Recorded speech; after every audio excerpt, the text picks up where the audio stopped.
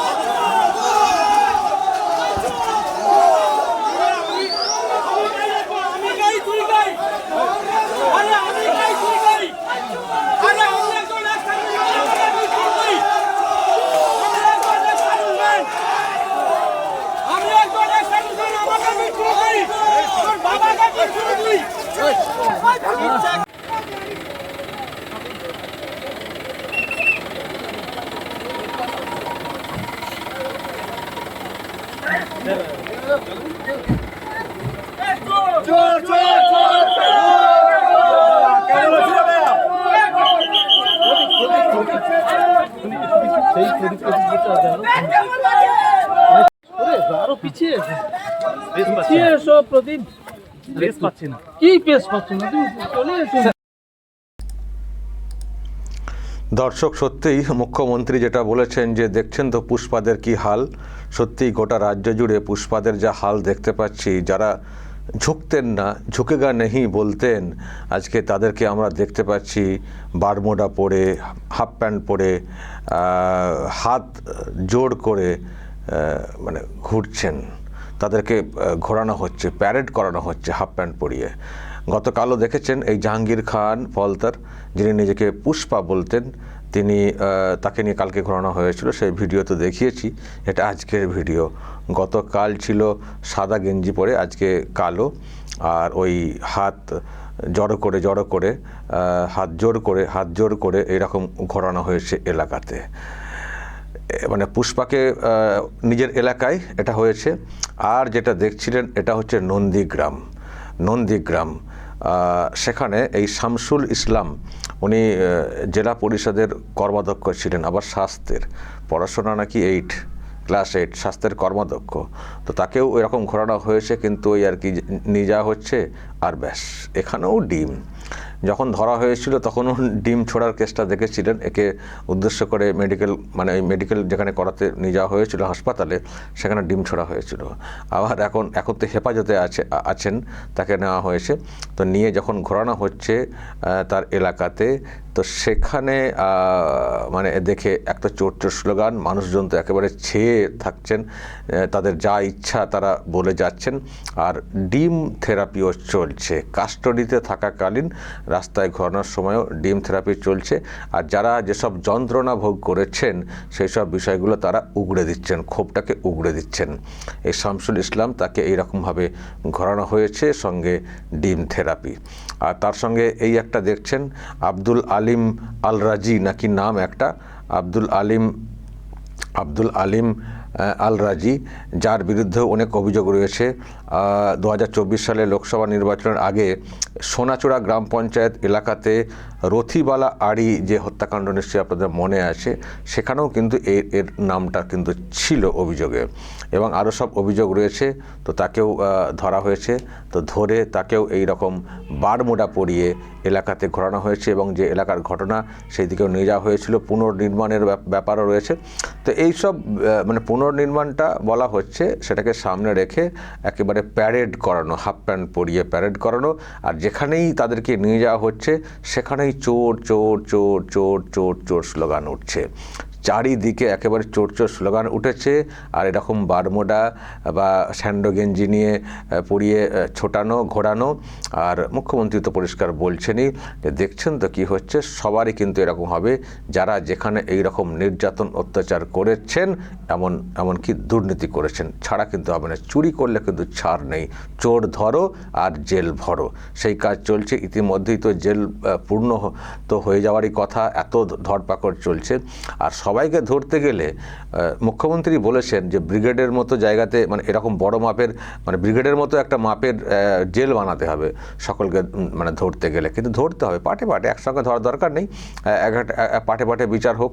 আবার তাদের যদি কারো জামিন হয়, জামিন দেওয়াটাই মানে উচিত না, তাও বলছি আর কি, আবার সবাইকে শাস্তির ব্যবস্থা তো করতে হবে। তো এখন জেল তো আর হুট করে বানানো যাবে না, কিন্তু লোককে তো ধরতে হবে, পরিবর্তন এসছে ধরতে হবে। অনেকে অলরেডি গা ঢাকা দেওয়ার চেষ্টা করেছেন, কেউ মিশে যাওয়ার চেষ্টা করছেন, ফলে ব্যবস্থা নিতে হবে, দ্রুতই সব ব্যবস্থা নিতে হবে। তো যে যেখানে মানে করেছেন এই সব, তাদের বিরুদ্ধে এফআইআর হচ্ছে। আর যেখানে যেখানে বাকি আছে, আমাকে অনেকে বলছেন যে আচ্ছা আমাদের এলাকার লোকটাকে কেন ধরা হচ্ছে না, আমাদের এলাকার লোকটাকে কেন ডিম থেরাপি দেওয়া হচ্ছে না। অনেকে দেখি আমাকে বলছেন, আরে আমাকে বলে কি হবে, অভিযোগ হয়েছে কি, অভিযোগ করেছেন, যাদের এলাকায় মনে হচ্ছে যে এই ব্যক্তিটা দুর্নীতি করেছেন, এই ব্যক্তিটা অত্যাচার করেছেন, এই ব্যক্তিটা 21-এর ভোটের পরে লুটপাট করেছেন বা করিয়েছেন, অভিযোগ তো করবেন। মুখ্যমন্ত্রী তো বলেছেন যে অভিযোগ করা যাবে, পুরনো কেস হলেও কিন্তু অভিযোগ করা যাবে। 21-এর সময়ে তখনকার অভিযোগ মানে ঘটনা হলেও এখন অভিযোগ করা যাবে, সেই ঘটনাকে উল্লেখ করে একটা মিনিমাম একটা মানে সাক্ষ্য প্রমাণ দেওয়ার চেষ্টা করবেন, কিন্তু ব্যবস্থা হবে।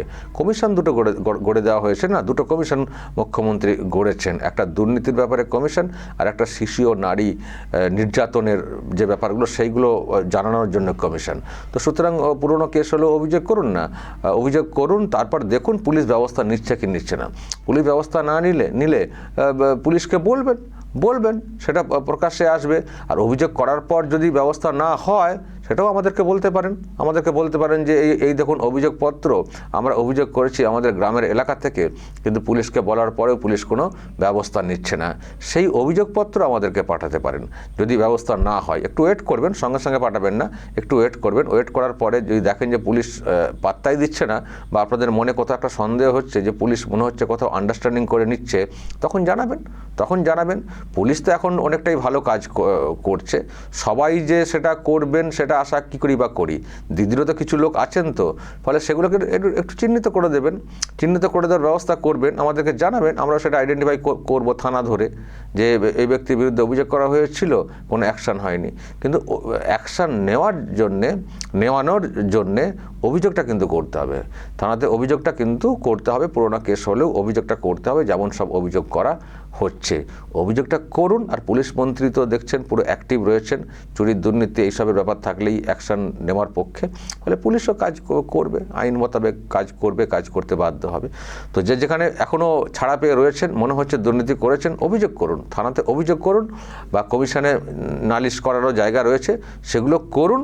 তারপর আশা করা যায় এইরকম দৃশ্য দেখতে পাবেন। যে যেমন মাপের আর কি, তার তেমন ট্রিটমেন্ট চলবে, যে যেমন মাপের তার তেমন ট্রিটমেন্ট। আমি জানি এক্ষুনি বলবেন বড় নেতার ট্রিটমেন্টটা কী হবে, তাকেও কি এরকম ঘোরানো হবে হাফ প্যান্ট পরে? দেখা যাক, আগে তো গ্রেপ্তারের ব্যাপারটা হোক, তারপর না হয় দেখা যাবে।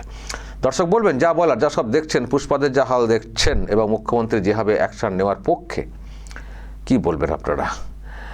যা বলার বলবেন দর্শক, এবং নজর রাখবেন আরামবাগ টিভিতে।